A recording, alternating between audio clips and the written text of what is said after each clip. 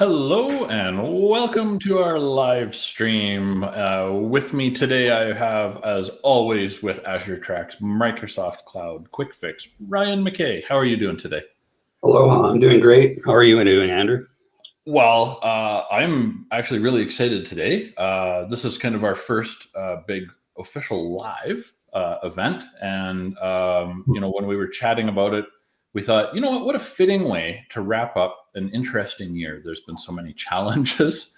And I use the word interesting loosely. It would not be the term I would use, but hey, we are live and it's a family audience. Absolutely. We are G-rated today. There will be no cuts and edits. And anybody who's worked beside me knows that quite often we need to cut and edit lots of things. So that said, we wanted to kind of celebrate some of the coolness that came out of 2020 because, with challenges becomes, opportunities for innovation. And Microsoft, through Azure and 365 platforms, have really given a lot of innovation out to the public this year. And it's been pretty cool. We've enjoyed it. We get to work with it on a daily basis. So, maybe that slants our view a little bit on such things. But I took the liberty of as you know, Ryan, I grabbed a bit of a snapshot of some of the early predictions from last December of 2019 and January of this year, 2020, where things that kind of the Microsoft community were talking about what we want to hit as goals. And I just kind of want to, I think it's a good place to start for our little year-end wrap up. We have lots of detailed kind of meat and potatoes for sure. But we wanted to talk about kind of just a high level, and just anybody who's joining us today, this is going to be super informal and relaxed. Ryan's shirt's a little more informal than mine, but I did clean my closet this year with some of the time in 2020, and my Hawaiian shirt has gone missing. So I have a feeling that was a message being sent to me by the master of our cupboard, but that's okay. Whereas this is the only one I have that still fits after 2020. So hey, I hear that too. Yes, we're all suffering a little bit of, I believe it's called the lockdown poundage. I believe the architect, and we refer to her as the architect, referred to it as pandemic plump. So we'll throw that shout out to the architect of this. So yes, P squared, of course. What was I thinking? So one of the targets that we talked about in Microsoft community coming into 2020 was going passwordless. I have personally mixed feelings at a professional level for using passwordless. I think Windows Hello is pretty cool. I do use passwordless on one of my Microsoft accounts, and it's kind of neat because I just log in with my ID, and then it sends me a multi-factor prompt through Microsoft Authenticator. But that said, did we hit the mark for going passwordless in 2020? I think we missed it a little bit, and I'm not sure that it's the right answer for all enterprise situations. And I think that's part, at least for me, what I see kind of out in the security community is a little bit mixed emotions, mixed opinions on it, I guess. What do you see on the passwordless issue? I like Windows Hello. I played around with it on my Surface and in my own tenant. Do I use it on anything else? No. Am I guilty of using similar passwords across multiple accounts on different environments? No, not at all. Never. We would lead by example, of course. Yeah, absolutely. But I think there's a future in it. I think perhaps 2020 may have derailed a little bit of that future because, it's really hard to give people that one-on-one training when everyone's kind of working remote anyway. Do I think it has a future? Yes. Microsoft is certainly doubling down on it. It's nice. I don't know. I think the password for now is here to stay. I think we need to move away from the password and having it written on a sticky note under your keyboard because people make it too complex. I really think something like a conditional access sort of scenario / multi-factor scenario is probably a better solution than one or the other. Exactly. So that was part of the NIST recommendations this year too, right? We kind of had like the double layer of it, right? So Yeah. NIST came down, excuse me, with kind of the 2 layers of recommendations, and then Microsoft kind of came out with their kind of Microsoft-y flavor, very much in parallel with NIST, right? Very supportive of those. So passwordless, yes, but also multi-factor. Right. Yeah. And we're also talking about different perimeters. So when you're inside a corporate network versus when you're outside. And I think that's been made a bit of a barrier physically this year because a lot of people are no longer inside the corporate network, of course, unless they're using, VPN, Yeah. remote working technology of one flavor or another. And we'll definitely be circling around back to that. That's a bit of a heavy hitter for 2020. Yeah, and that's that's partially, again, passwordless. I think that's something that can be readdressed in 2021. As needles end up in arms and vaccines end up in people, and things start to return to a bit of a normal scenario with people back in offices. I just think out of 2020, it was kind of something that was left on the sidelines just because of the nature of the work that had to be done in 2020 in order to enable working from anywhere scenarios. Yeah, absolutely. A lot of us were kind of redeployed, if you will. Yeah. Yeah. Over redeployed. Yeah. Our package was updated and we got recompiled and redistributed. That's for sure. Yeah, exactly. Priorities were changed. Exactly. So kind of the next recommendation that Microsoft saw, and I promise there's only 4 in total, so 3 left. Connecting apps and cloud resources together to improve access controls and user experience. Thoughts? Did we get there?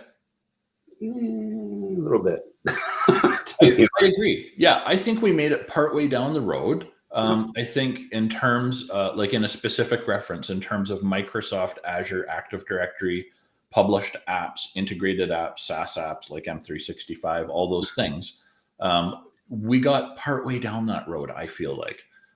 It is easier today versus 365 days ago or 364. I think this year was a leap year too, right? So, yeah, maybe. I can't remember all the way to last February.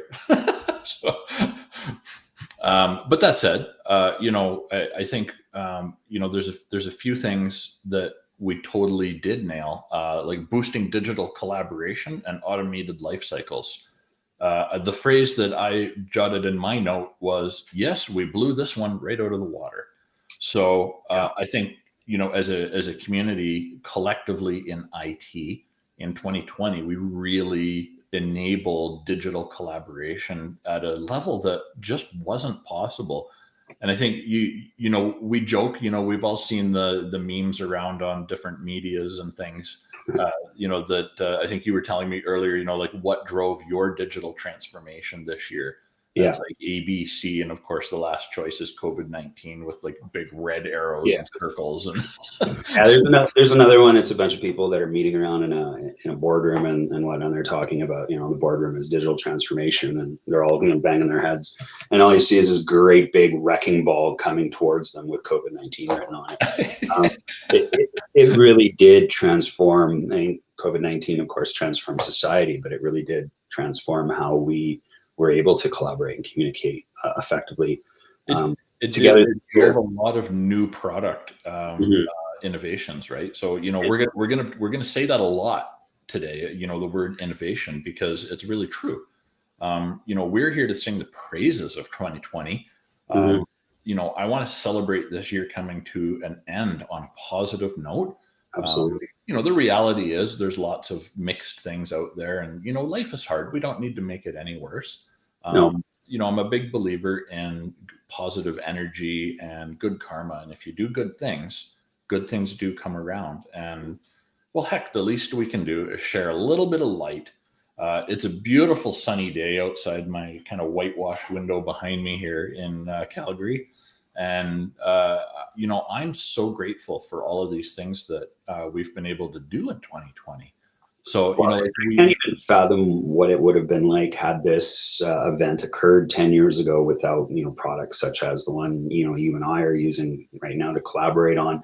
Of course, Microsoft products like Microsoft Teams, it just lights out. Specifically, Teams started the year 2020 with around 38 million, daily users. We all know that number is significantly higher. Now around 140 million daily. I was going to say, yeah, I think it's like it's more than doubled, right? So right, and of course, there's other competitors out there to Microsoft that have their products have come to market. They've had challenges just as Microsoft's had challenges. But again, let's be honest, we've had Zoom calls, we've had Teams calls, FaceTime, any of those sorts of communication tools that were not readily available 10 years ago. And I can't even fathom what business would have been like had an event such as this event happened 10 years ago.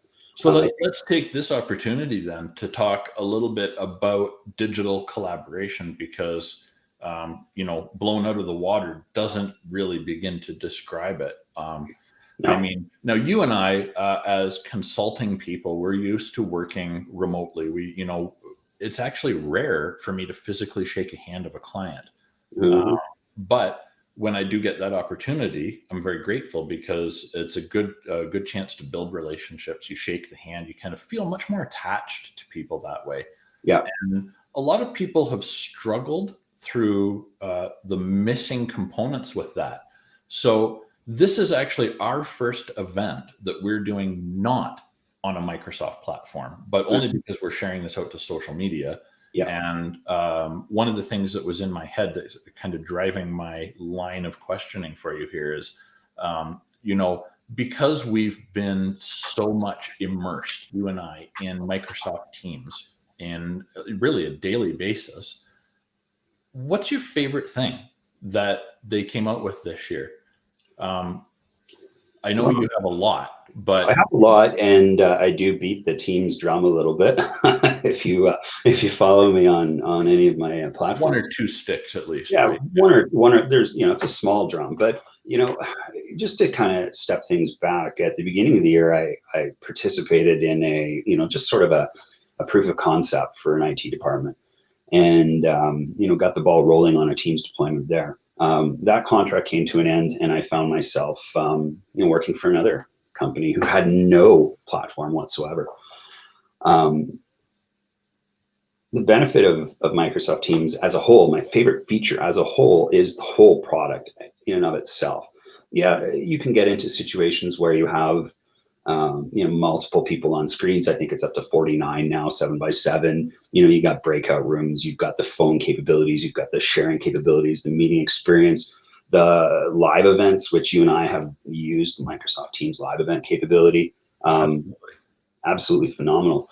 But for me, it was the product in and of itself, and being blessed enough to be exposed to the product in the sense that I was able to assist this organization, quite quickly when the pandemic hit, to the point that within 5 days of Tom Hanks getting COVID and the world coming to an end, we were one of, if not the first, energy client here in Calgary to hold an all-staff town hall exclusively in Microsoft Teams. So that's really cool, right? Because you were able to rapidly deploy the product and use it kind of, I don't want to use the phrase, but almost right out of the box. Pretty much. I mean, I had enough experience that I knew, from the POC that I'd done before, enough experience that I knew which settings I wanted to turn off, for security reasons. It's always better to start with, the most security and then slowly, loosen things up. But really, this was an organization that had no instant messaging, they had phones, right? And they had, SneakerNet, right? And to take an organization from, that extreme to, fully integrated Microsoft Teams experience, with, at the beginning, the focus was obviously getting the decision makers able to communicate right? So if they weren't able to communicate with Teams, we got them phones, and then rolled that out across the entire organization. Now, again, we're talking, 125 people here. We're not talking 200,000, but you can well imagine it's a huge amount of work. So my favorite thing about Microsoft Teams was just how easy it was for people in this organization to embrace it and to adopt it and to use it to the point where they were still using it up to the point where the organization actually, sadly, failed to exist. It was purchased by another company. Yeah, but that's not necessarily a sad end. No, no, not at all. Continue on, right? Yeah, So no. that's sad, but I think it kind of speaks to a bit of the flexibility of Microsoft collaboration, digital collaboration product stack as a whole, because it's not like we're not just talking large enterprise with 50,000 plus users here. We're talking about regular small companies, small business, medium business, 100 to kind of the 1,500 mark. And there's a real sweet spot there. Oh, for sure. You and I worked on a number of projects together over the last little while, especially like 2020. And, we helped. I'm thinking of one, we can't say names, of course, we're live, but we did help one company really implement a lot of digital change. Mm-hmm. And we provided a number of kind of different facets. I kind of think of like one of those dodecahedrons, right? Like we cover like the odd surface, and we help them to kind of move their own teams forward, right? So don't we have a rule that if you use a word, you have to be able to spell that one? I'm in big trouble then. Oh my. that must have been the word of now. I can spell it, but I'm going to be using spell check. So. No, I know. Sorry, I digress. But yeah, I mean, that organization was another one that it was transformative.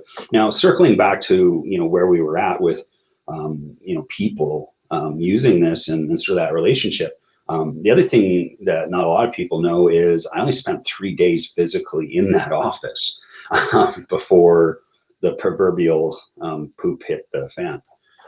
So a lot of the associations that I created with my coworkers was actually, outside of the IT team, was actually with Microsoft Teams. And what's interesting about that as a technologist, but also as, a human, was a lot of the relationships that I did form. And there is a pretty interesting post on LinkedIn that I did on my first day back. But a lot of the relationships that I created were created in 2 dimensions, right? And one thing that this medium doesn't give you, I mean, besides the fact you can tell that I could probably lose about 20 pounds, but you can't tell how tall I am, right? It's just the Hawaiian shirt. It's okay. It's the Hawaiian shirt, right?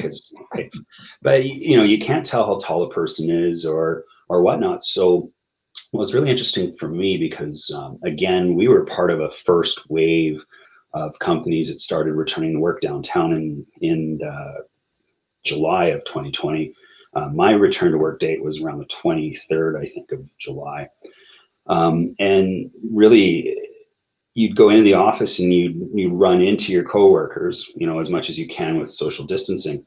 But I remember a number of times where I'd run into coworkers that I'd spoken to, like you and I are speaking to now, in 2 dimensions.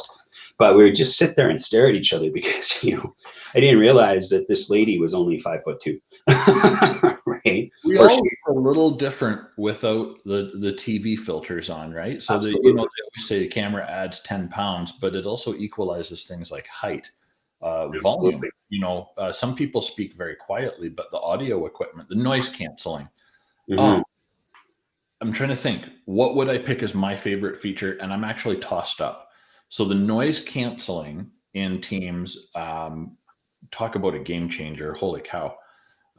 Really cool. I have a couple of dogs in my house and I work 100% from home all the time.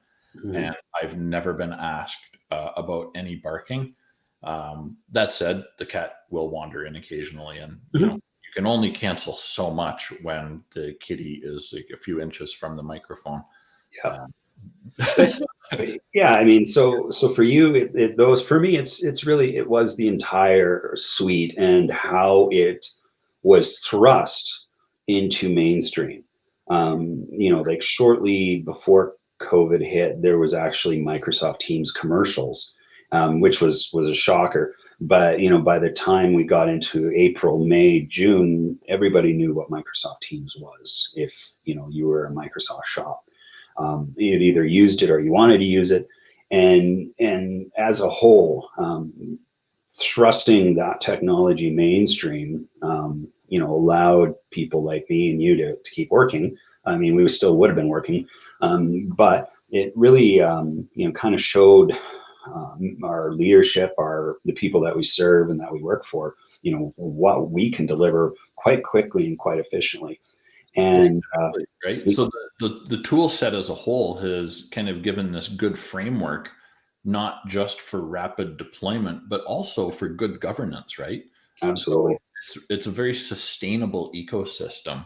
it And I was. think that's the other part that I'm kind of tossed between for my favorite feature, right? So I think the governance has come a long way, and there's now some templates in Mhm. the management system. Not necessarily customer front end facing, but for administrators, it's a game changer. So we now have some governance templates and policies that we can apply for teams that make it more manageable. Because one of the things is when we open it up and make it, give people that sense of freedom within teams, like, yeah, go ahead, we'll create a team for you, but kind of, here you go, do your thing. That's one thing, but some other companies choose kind of the opposite end of the scale and they go wide open with no restrictions. And when that happens, whoa, we get some abandoned teams. We get there's a lot of things that have to happen to maintain overall, because it can become quite large. Yeah. So good governance is key to long-term success and Mhm. manageability, right?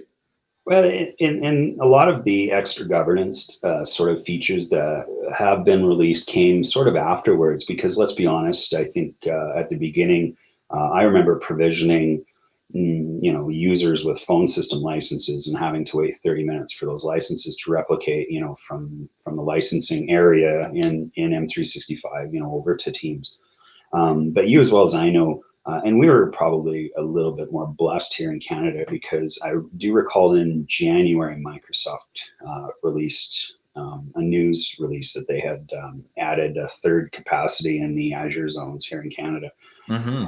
You, as well as I know, that some of that capacity was likely procured, if you will, to kind of, cover the extra load that had been put on the systems.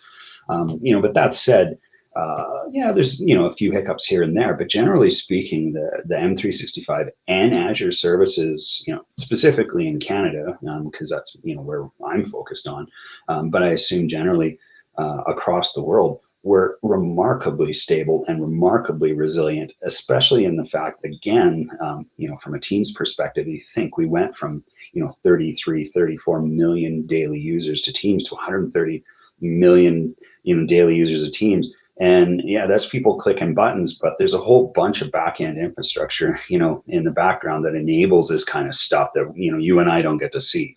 Yeah, So, and I have a bit more of a, I'm focused on Canada, but mhm, I work with clients worldwide, especially US, Europe, and Canada, kind of more specifically.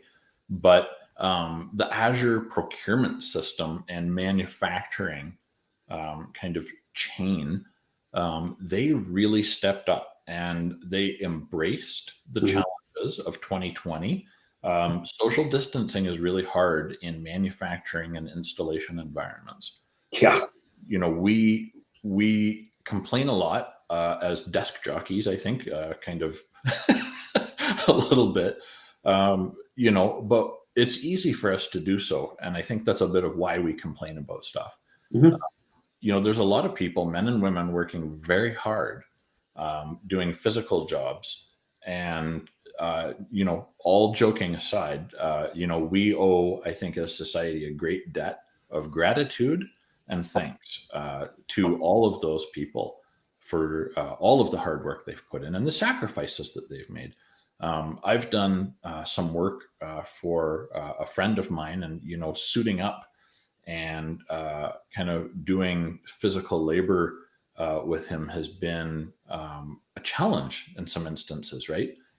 Because this world that we live in right now has different restrictions, and we have to be very careful. We have to be cautious. We don't want to bring illness to others in this, the life we have today. But out of that comes this kind of weird but really cool silver lining of scalability. So, Azure Azure Canada, you want to talk about the Canadian data centers. So you have Toronto and Montreal, I think it is, right? And is it Quebec City or Montreal? I can never remember exactly. Montreal, I don't know, Canada East. That's Canada all. East. I think it's Montreal. And we have Canada East. I don't know. I probably just failed my AZ900 just for not knowing that, but whatever. Oh, see, they ask about regions, not about the actual cities. It doesn't matter. Oh, okay. It's all about the regions and then the data centers within the regions and all those things, right? But without getting down that rabbit hole, which some days I'd love to talk about that one day. But we really grew the regions in all regions in North America, and I remember those days. I'm thinking it was like April, May, and June specifically, the kind of 1 quarter period there. We had some challenges where they'd have a daily announcement in the morning about, hey, you know what? We have throttled down service X. Yeah. You know about it. Listen, we're sorry, but at least everybody can have an audio meeting. Maybe you can't have video, right? And they really did everything they could, and I'm saying Microsoft as a team did everything they could to bring all of their resources together. Oh yeah, right on the front line for everyone to use immediately. And they made no bones about it. Like online presence updates was one of them, right? Or I remember that, yeah. You couldn't see when someone else was typing. You get like the little dots when someone's typing in Teams or whatnot. And it was right, center on an announcement in the M365 admin portal. It's like, hey, we're throttling this down for the time being, and keep service continuity, in order. And really, do you need to see the 3 little dots when somebody is typing? No, we just want to actually use the service itself. But kudos on Microsoft. They owned it and they said, look, we're doing it. And when those restrictions were lifted, obviously capacity had been increased so that they could turn those things on. But at the end of the day, the other one was like video quality, I think was rattled down to like, down to like 480p or something like that instead. Oh darn, 480p over the internet, where you can communicate with somebody around the globe at the speed of light. Like near real time. Exactly. Hashtag first world problems, right? I mean, it really wasn't the end of the world. Granted, though, right? Like even when you and I are messaging each other in Teams about building out a presentation like this, for example, I wait to see, is Ryan responding or is he busy? I'll wait for a minute. Yeah. So it's kind of interesting because we have to put a bit of thought into, hey, you know what? There's some infrastructure and systems required behind the scenes. Behind this, Ryan is typing a message line. Something happens. Yeah, for 110 plus million people, there's some infrastructure behind the 3 little dots, right? Like Exactly. I would love to know someday, Mark Rusunovich, if you're listening, we'd love to know how much infrastructure it actually takes to power that tiny little message that says Ryan is typing. I'm just curious because I bet it's more than we think. So we have our tags on the screen here. So we're on Twitter as well. I'd just be happy to, be able to walk in and say, yeah, see this rack? Yeah, this is Teams right here. Even though that's just one little thing, right? Because, hopefully that's not the case, because I'm the klutz that would go, oh, really? And then zap, right? Oh, no, it's static Ryan. He's come back. Ryan from Saskatoon, right? But no, we've had a lot of really cool things kind of come about, right? And I think the 4 of 4 that I wanted to talk about for targets that were kind of in the community for 2020, zero trust. And we talked about this morning. because this is such an ongoing topic for anybody that works in IT. And it doesn't matter what you do in IT. If you're on the front line, thank you, taking calls, or if you're in the back end, designing architecture, maintaining and fixing, deploying things. There's so many roles within IT, not to mention developers, which has really had the spotlight for a few years with DevOps, right? So we're merging developers and operational units into DevOps. Really cool stuff. We still have a ways to go on that journey with DevOps. I feel like that one is still underway, quite, entrenched by now for sure. But Zero Trust, I have, I think, 4 clients that I've touched in the past year with 2020 that are on their journey for Zero Trust. And it's a multi-year journey, much like DevOps. So, now we've asked companies to say, hey, we have to improve our security. How can we move that forwards? Let's bring Zero Trust a little bit more to the light. What have you seen? And, I'm curious what you think from your perspective, especially kind of in the M365 flavor of things, because you work so much with teams. He snuck it in. I knew he was going to do it. He snuck it in. There's a famous song out there, and the famous song goes, "It's 5 o'clock somewhere." Well, it's 5 o'clock Eastern right now. It is 5 p.m. Eastern now. It is 5 p.m. Eastern. And thank you very much. I'd like to thank Alan Jackson and who's the other guy that sung it with him? Anyway, I can't remember. I'm a big Alan Jackson fan, though. So nothing like a little imported beer, which is in a green bottle, but we're not doing a shameless plug. Talk about Zero Trust, Mr. McKay. I'll tell you what, bringing in one of my favorite beverages from the great Dutch Empire right there. Yeah, well, you better keep your hands off my honey. But again, not a product placement at all. Zero Trust, I love the idea and the concept of it. But again, it's a multi-year transformation, and there is a lot of change that needs to be done within an organization from, a security standpoint, from a support standpoint, from an architecture standpoint. I really think it's going to find its legs here real quick, especially coming out of 2020 with so many people working in remote scenarios. Mm-hmm. Really, if you think about it conceptually, what's the difference between you working in your office and you working in the office? Really, physical location, right? But there's this weirdness that, if I'm working in my home office or you're working in your home office, oh gosh, you got to go through VPN and MFA and this, that, and the other, and security and da. But all of a sudden you walk into the, your office downtown and that makes a difference? Really? I don't think so. I think if anything, it assists in architecting environments and security solutions that are universal across physical locations. And so I think coming in out of 2020 and into 2021 and beyond, I think you're going to see a huge change in how security is architected. And I think Zero Trust is going to be the forefront of that. And it's just in my mind, the next natural progression. Yeah, and I have to agree. I think, we've been moving towards Zero Trust for, I'm going to say almost 10 years now. Yeah.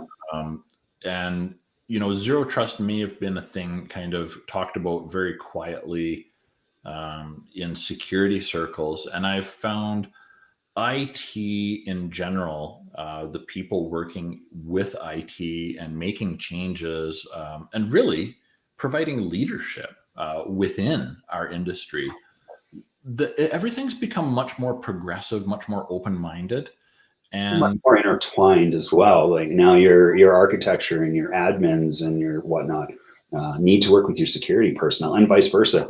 As an admin, I need to know security concepts, and security people need to know administrative concepts, because guess what? All of this stuff is within that single pane of glass if you're talking about the M365 suite and whatnot, right?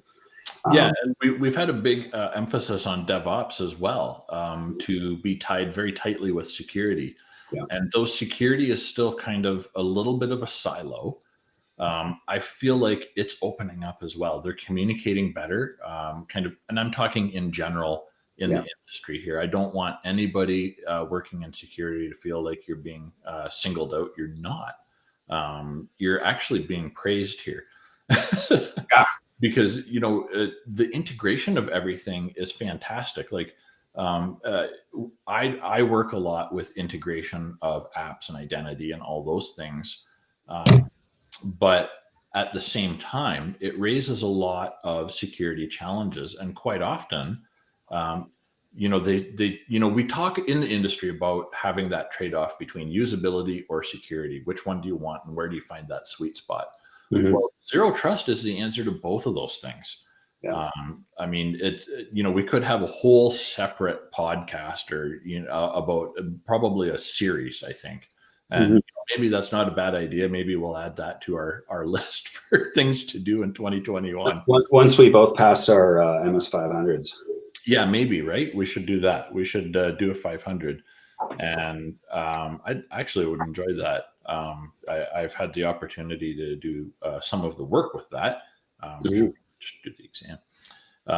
It's important though. That's a good topic too. So in 2020, certifications became a real kind of a highlight, right? Because Microsoft did a few things here. So they said, all right, we've already had a system in place for many years to do exams remotely.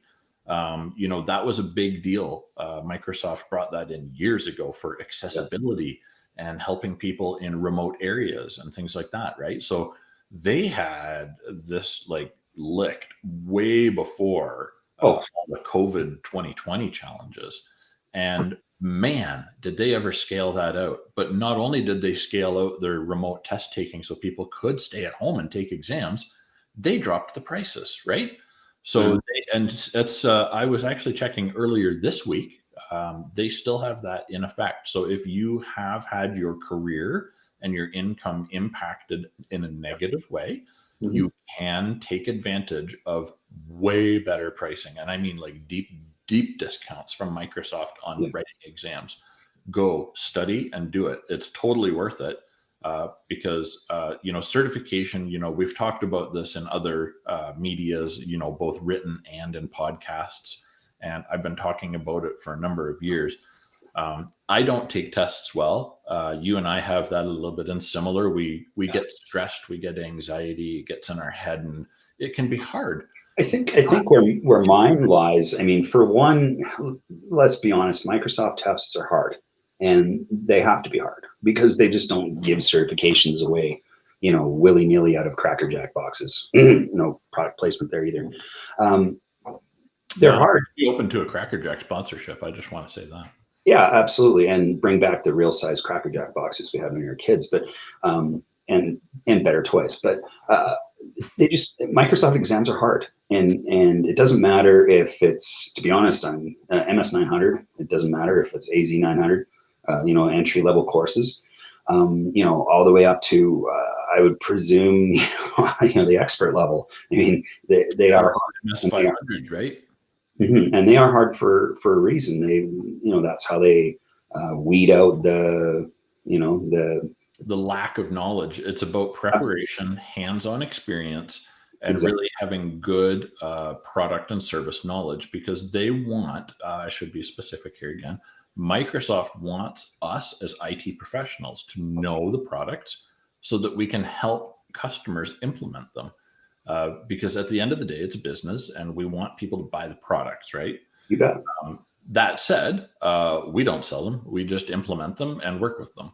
We don't get a commission. We just actually really like the product stack. And I think it's awesome because it enables businesses to do things. And in the case of certifications, it lets us keep working. So we've had the pandemic, and nary a day goes by that there's something to get done. Now, that said, we've all had downtime. That's the life of a contractor. But in the grand scheme of things, we've done a lot of implementing. We've done a lot of new implementations. We've done a lot of migrating, and we've done a lot of standing things up to help people work. And I feel so good about those ones the most this past year, because we've really helped a lot of clients and end users to stay working. And I feel really bloody good about that, because in such a challenging time, you read in the papers and things like that, there's, I say papers, but it's like online news feeds, I guess, but paper, what's a paper? I don't even know. A paperless paper. I'm thinking Calgary Herald, things like that. But we see those headlines about, people having fallen on hard times, businesses having to close their doors and lay off staff.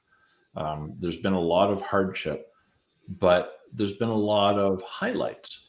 Out of that comes more innovation again, right? So, people, they need to work, they need to eat. I'm pretty attached to having dinner every night. So clearly I don't miss a whole lot of dinners, but we in our house, we have a regular talk, at least once a quarter. And we talk about what we're thankful for. And, we've had the opportunity through 2020 to focus on being grateful. And I know that I'm very grateful for all of the Microsoft product stack, the certifications, the knowledge that I've been able to acquire, not just through study and certification, but through working with other IT professionals like yourself. And the experience, like, every once in a while, you're in an interview or something, and you get one of those foofy questions. And really the answer to any of those right now, tell us of a time where you're challenged, or, you faced adversity, or blah, blah, blah. And those STAR questions are wonderful. Thank you, HR professionals. But my answer to most of them nowadays is COVID-19, and able to draw from experiences that I've had in 2020, for one, for this event that has happened, and for two, to your point, the education that I've been able to acquire thanks to these products. And then, of course, number three is the fact that, I consider myself a learn-it-all, not a know-it-all, a learn-it-all, because I want to keep learning this stuff. So when I have downtime, I'm on my iPad on docs.microsoft.com, and able to take these courses online, and get that book knowledge, if you want to call it book knowledge nowadays, for which I can start applying that immediately right away in what I do, and then ultimately use those two things, the experience and the book knowledge, the online education, to write the exams in my house and in my basement. And I get one monitor, and I got to take a picture in front of me and beside me and beside me and behind me, and show them the driver's license. But hey, I'm not in the red gym at the University of Calgary with 540 other people writing a math exam, listening to someone cough and burp. Now is not the time to do that kind of thing. As lonely as we may feel that we are, this is temporary, right? Exactly. And we're going to get through this. We're all in this together. And, as IT professionals, I think we've done an amazing job of coming together in 2020, sticking together. I've seen a lot of very positive community events, people virtually joining. I think of Ignite this year. We were both a little bit saddened because we really wanted to go to New Orleans.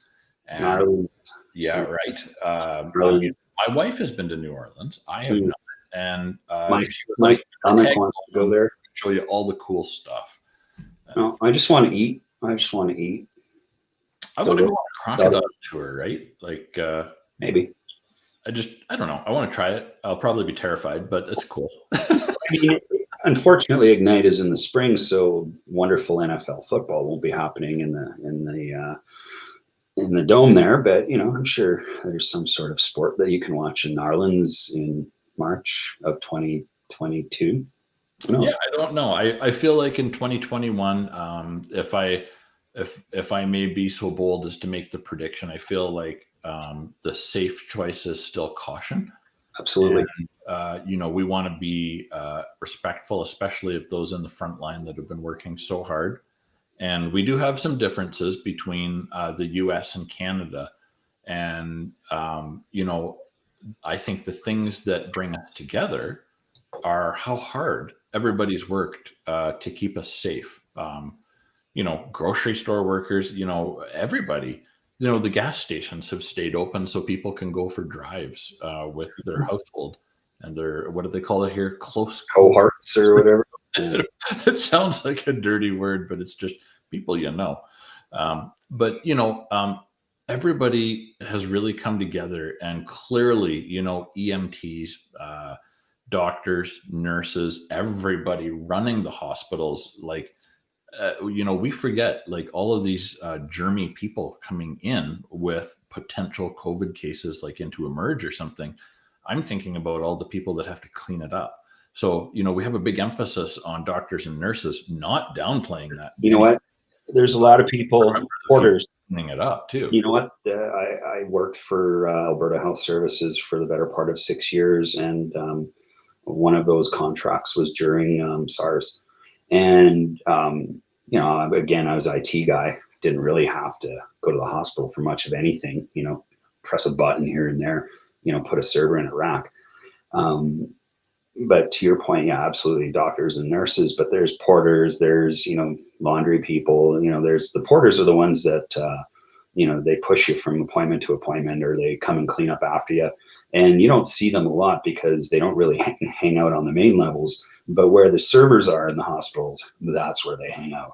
So you get to know these folks, and you know what, they are the unsung heroes too, because they're in the bowels. Yeah. Right. The basement of the basement. Like, you might think, Rocky View Hospital has just one basement, but I assure you that hospital has many, because I've been in them. Absolutely, right? So there's a lot of behind the scenes things that we may not see with our own eyes, but rest assured, these people are working like 24 hours a day. And I know one of the people in my neighborhood, she's a nurse, and she works very long shifts, and she works a lot of days. And it can take a toll, but she is an absolute angel, and she has a beautiful family and a great husband, and she gets that good support, right? Yeah. And that's what it's about. So it's about making sure everybody has that emotional and mental health support. Yeah. So yeah, here comes a little mental health speech again, right? Hey, and I got my own on that, trust me. Right. But it's important, and it can be hard when you're on your own. And when we say on your own, just at home, maybe you're not going into the office, so your coworkers don't say, hey, geez, Ryan, you look like you could use a coffee. Let's go grab a coffee. Yeah. And to pick me up like that can go so far, right? It really does. But, one of the things that we joked a little bit about pre-Christmas is maybe the virtual alternative to that. So there is a way in Teams. We're not going to brand anything, I guess, but we're going to say there is a way to send a cup of coffee through Teams. One of your top coffee providers is a coffy provider. There you go. That is my favorite feature of Microsoft Teams. You wanted me to pick one? That's my favorite one. But yes, an unnamed brand of coffee, who is a multinational chain, which may have a head office in northwestern the United States. Okay, we'll say it partially. We'll say it's green and white, and it's a cup-based logo, right? Yeah, with like a mermaid on it or something. I don't know what that is. I never did figure out what that was. Maybe somebody could message us on Twitter and let us know. Yeah, I'll send you something for that offline. I don't want us to go from B to X, but so we've made it through the big list, and there's a lot that we're grateful for. There's been so much innovation, and certainly there's a lot of lists out there for all the technical features that came out in 2020. And as I went through, I did grab a little bit of a list in case we wanted to go down a rabbit hole with some technical stuff. But I think I've liked this a lot better, to be honest with you, because I think it's good to kind of wrap up the year on an upbeat note, right?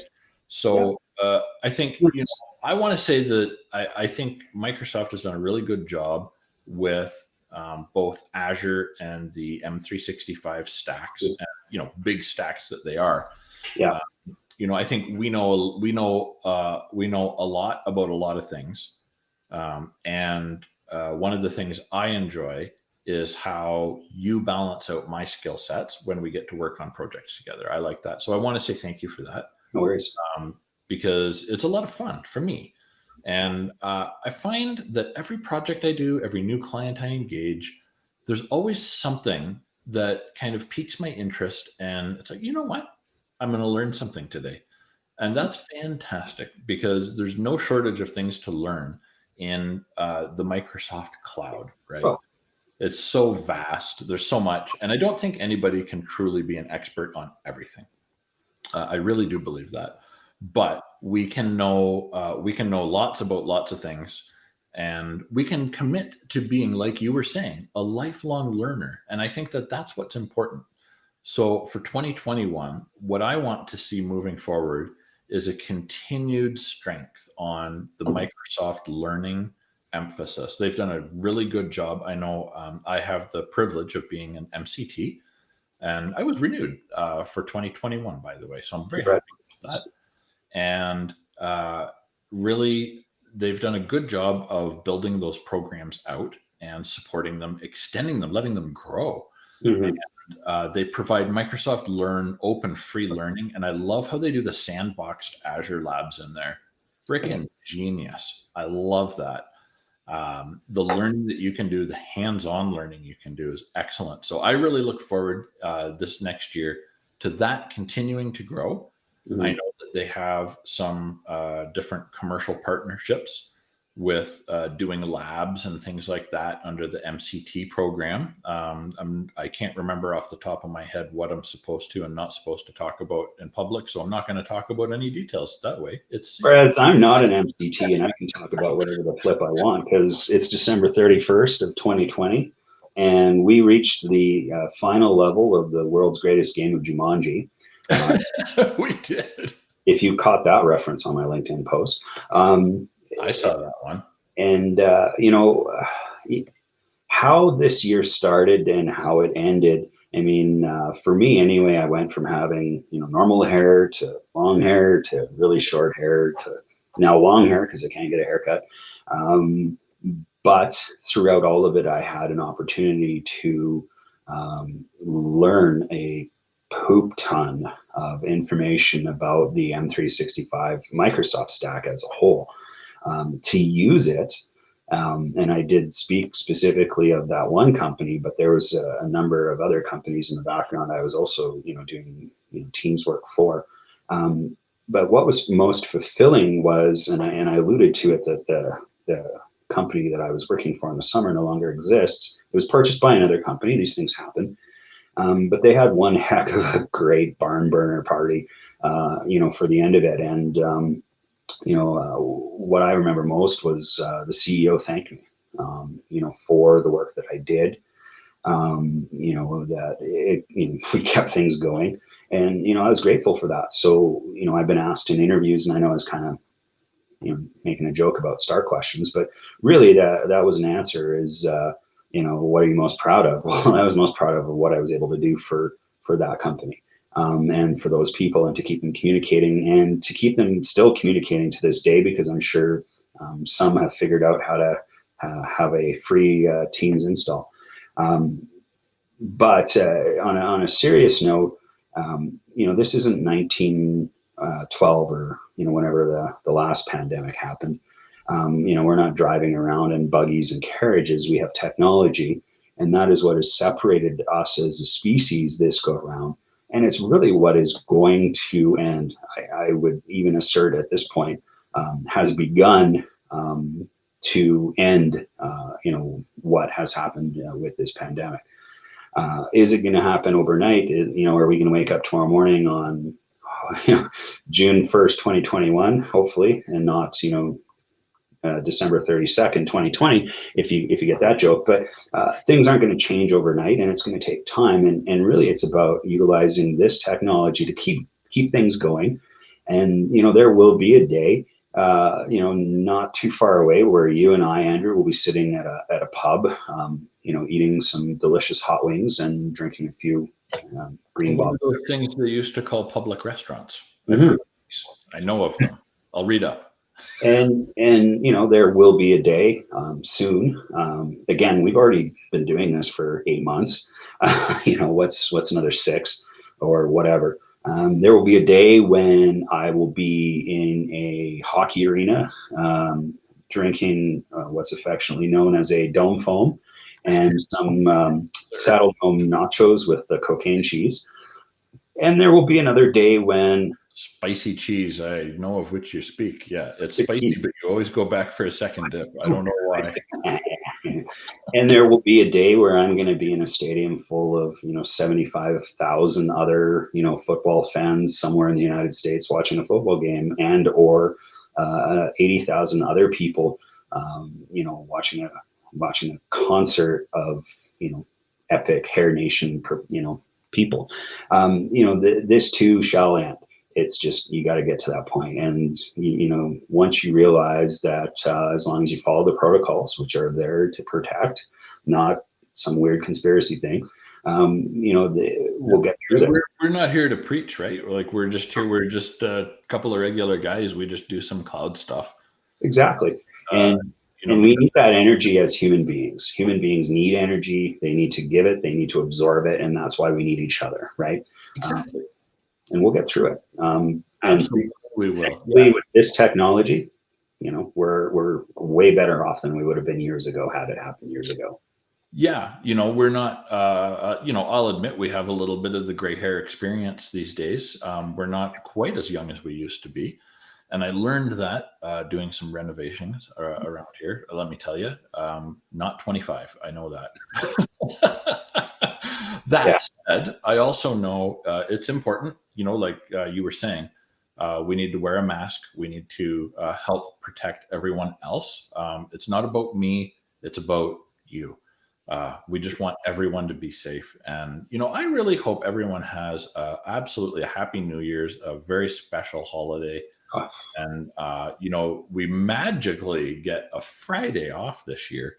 As a holiday. So I think that's really awesome. And for everybody who's out there working so hard through all these challenges, thank you again. I know that my family and I and Ryan and his family and everybody that I talk to really appreciates everything everyone on the front lines is doing, and everybody that's supporting the front lines that we don't see. It's a bit of a trick, but there's so many people out there helping us. And I think that for me is the best thing out of 2020. Look at how everybody came together to get through this. And it didn't melt down. Like, the conspiracy guys were wrong. Go figure. It is fun to entertain once in a while, though. It's fun to read that stuff and put an aluminum hat on every once in a while. But again, we're human beings. We've been at this a few years, and we'll get through this one way or the other and come out the other way. And I'm grateful for obviously this technology, but I'm grateful for my colleagues and my family and my friends such as you, and the ability that we're able to just shoot the poop right here and have fun doing it. And this is sort of what's going to be until we get to go down to an Irish pub downtown, which shall remain nameless, which has amazing wings. So I will see you there, my friend. So that said, Ryan, I think let's bring this to a close. We're coming up on the 1 hour. We want people to go home, be safe, shut off your computer, maybe for a little bit, and enjoy those around you with perhaps I believe, as Don Cherry would say, a wobbly pop. Yeah, there you go. There's a wrap. No, absolutely. Go get a soda or an adult beverage of your choice, whatever floats your boat. Or if you're a non-drinker, by all means, enjoy a tea, coffee, or a glass of water. And if you're a true Canadian, enjoy the hockey game that's going to start in about 30 minutes at 4 p.m. Mountain Time. Canada's playing Finland, so things are going to get serious in this tradition, my friend. Yeah, absolutely. So, where can we find you on the social medias, my friend? Well, you can search for Microsoft Cloud Quick Fix on YouTube and LinkedIn, @ MSCQF at the Twitter, and SoundCloud, and yourself. Ah, thank you, sir. Yes, you can find me at AzureTracks on all of the things. And I think this also marks the first occasion that AzureTracks is doing a large scale live broadcast. And we're also on Twitch network as well, just to make viewing a little bit easier for some of the live things. Cool. And yeah, this technology worked out great. And again, this just feeds right into what we've been talking about, is the ability for, two schmoes like you and me to broadcast to who knows, who's watching all over the world with a few mouse clicks. Yeah, and I really like it because it sends the video out to all these different channels so everybody can watch using whatever it is they use. Cool. And it saves the video of this into the AzureTracks YouTube channel. So I don't even have to sit and upload anything for once. So the real highlight is about 32 minutes in when we pop the camera. Hey, kudos for that, by the way. That was fun. I didn't see that one coming. I thought he was going to do something, and then I thought, you know what? I always got to do something good. And you waited until I had my guard down, and oh yeah, all right. Oh yeah, I've even got it's 5 o'clock somewhere written on a sticky note. I mean, that was my quote. I knew what I was going to do. Anyway, we should wrap this up and let everybody else go home here too. So thank you so much for joining me, Ryan. Really appreciate it. And everybody, thank you for watching till the bitter end. And enjoy the rest of your 2020. Celebrate all the things that are good. When we have positive energy, everybody else picks that up and they become more positive, and in turn give it back to us again. So we get that positive energy back. And I think it's a really good thing. Everybody needs that positivity. And you know what? There's nothing wrong with going outside at midnight and saying Happy New Year to your neighbor in the other yard. Like, let's be blessed. Absolutely. Keep the old hockey stick distance there, and everybody wins, right? Awesome. Absolutely. Well, cheers to you, sir. Thank you again for all that you've done and continue to do. And thanks for joining me. Have a wonderful 2021, everybody. And Ryan, see you next year.